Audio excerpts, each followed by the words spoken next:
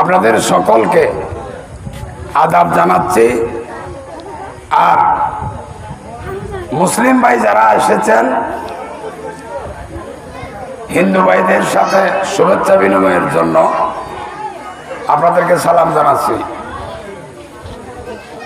আমি এখানে এসেছি বাংলাদেশ জাতীয়তাবাদী দলের পক্ষে। বাংলাদেশ জাতীয়তাবাদী দলের প্রতিষ্ঠাতাকে, বাংলাদেশ জাতীয়তাবাদী দলের প্রতিষ্ঠাতা শহীদ রাষ্ট্রপতি জিয়াউর রহমান, উনি কে, ওনার পরিচয় কি? উনি সেই ব্যক্তি যিনি 1971 সালে বাংলাদেশের চরম দুঃসময়ে, সে সময়কার রাজনৈতিক নেতৃত্ব যখন আড়ালে চলে গিয়েছিল, ঠিক সেই মুহূর্তে আমি মেজর জিয়া বলছি, আজ থেকে বাংলাদেশ স্বাধীন। যিনি এই আমাদের প্রিয় মাতৃভূমির সবচেয়ে বড় অর্জন স্বাধীনতা এবং স্বাধীনতা যুদ্ধের ঘোষণা দিয়েছিলেন, সেই জিয়াউর রহমান। শুধু স্বাধীনতা ঘোষণা দেন নাই, উনি রণাঙ্গনের সম্মুখ যোদ্ধা হিসেবে যুদ্ধ করেছেন। জেট ফোর্সের অধিনায়ক ছিলেন, সেক্টর কমান্ডার ছিলেন। বীর উত্তম জিয়াউর রহমান বাংলাদেশ জাতীয়তাবাদী দলের প্রতিষ্ঠাতা। প্রেসিডেন্ট জিয়াউর রহমান সবসময় সকল ধর্মাবলম্বীদেরকে সম্মান এবং শ্রদ্ধা করতেন। প্রেসিডেন্ট জিয়াউর রহমানের প্রথম মন্ত্রিসভায় সুনীল গুপ্ত রায় নামের একজন উচ্চ বর্ণের হিন্দু নেতাকে মন্ত্রিসভায় সদস্য করেছিলেন। বেগম খালেদা জিয়া যখন 91 সালে প্রধানমন্ত্রী হয়, তখনও একজন উঁচু বর্ণের হিন্দু নেতাকে বাংলাদেশের মন্ত্রিসভার সদস্য করা হয়, গয়েশ্বরচন্দ্র রায়, যিনি এখন বিএনপির স্ট্যান্ডিং কমিটির মেম্বার। 2001 সালে বেগম খালেদা জিয়া আবার যখন প্রধানমন্ত্রী হন, তখন গৌতম চক্রবর্তী নামের এক তাও উচ্চ বর্ণের একজন হিন্দু সম্প্রদায়ের নেতাকে মন্ত্রিসভার সদস্য করেছিলেন। শুধু তাই নয়, বাংলাদেশ জাতীয়তাবাদী দলে এখন স্ট্যান্ডিং কমিটির মেম্বার আছে হিন্দু সম্প্রদায়ের প্রতিনিধি, ভাইস চেয়ারম্যান আছে, কেন্দ্রীয় কমিটির বিভিন্ন পদের মধ্যে আছে। এমনকি জাতীয়তাবাদী ছাত্র দলের 1 নম্বর শাখা যেটা ঢাকা বিশ্ববিদ্যালয়, সেই ঢাকা বিশ্ববিদ্যালয়ের ছাত্র দলের সভাপতি সাহস, সেও কিন্তু হিন্দু সম্প্রদায়।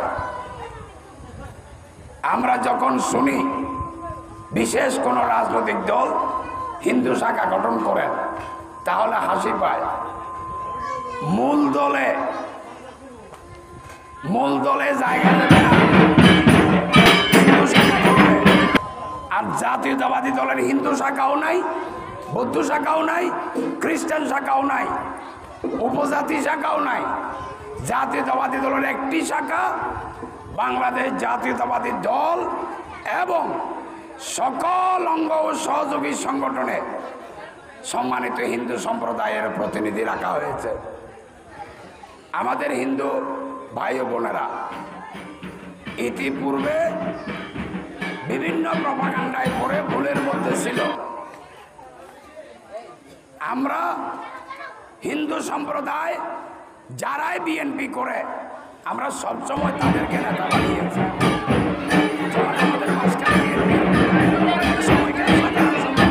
চন্দ্রগুপ্ত বড়ুয়া,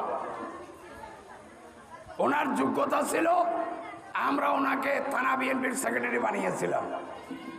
আপনারা এখানে যোগীপাড়ায় যদি কমিটি করেন, এই যোগীপাড়ার সভাপতি সম্পাদককে অবশ্যই সাম্বল ইউনিয়ন কমিটি এবং বাঁশখালী থানা কমিটিতে স্থান দেওয়া হবে যোগ্যতা অনুসারে।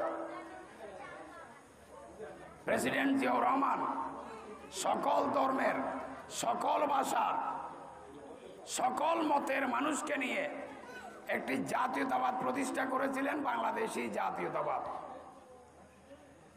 সেই বাংলাদেশী জাতীয়তাবাদের ভিত্তিতে মুসলমান, হিন্দু, বৌদ্ধ, খ্রিস্টান, চাকমা, মারমা, মুরং, টিপরা, কুকি, মগ, সাঁওতাল, জাতি উপজাতি আছে, সকলের সমন্বয়ে সুখী, সমৃদ্ধশালী, আত্মনির্ভরশীল, সার্বভৌম একটি বাংলাদেশ প্রতিষ্ঠায় ছিল প্রেসিডেন্ট জিয়াউর রহমানের স্বপ্ন, যেটি দেশনেত্রী বেগম খালেদা জিয়া এগিয়ে নিয়ে গেছেন ইনশাআল্লাহ।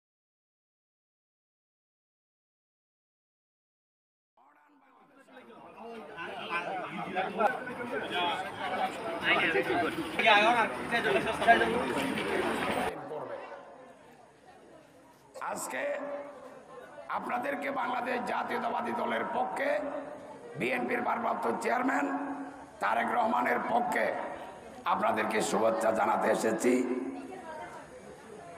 এবং কোন দলের সম্পত্তি হিসেবে ব্যবহার হবেন না। শত্রু সম্পত্তি আইন, শত্রু সম্পত্তি বলেন, বাংলাদেশে বিএনপির কেউ হিন্দুদের জমি দখল করে নাই, হিন্দুদের ব্যবসা বাণিজ্য বিএনপির কেউ দখল করে নাই। হিন্দুদেরকে বিএনপি সবসময় সম্মান এবং শ্রদ্ধা করে গেছে, আগামী দিনেও করবে ইনশাল্লাহ।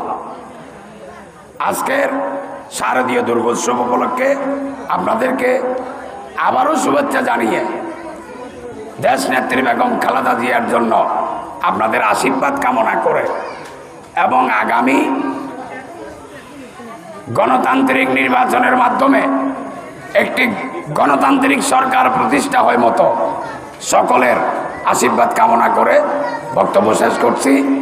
আমাকে আপনারা সুযোগ দিয়েছেন, সেই জন্য আমার ব্যক্তিগত পক্ষ থেকে আপনাদেরকে ধন্যবাদ জানাচ্ছি।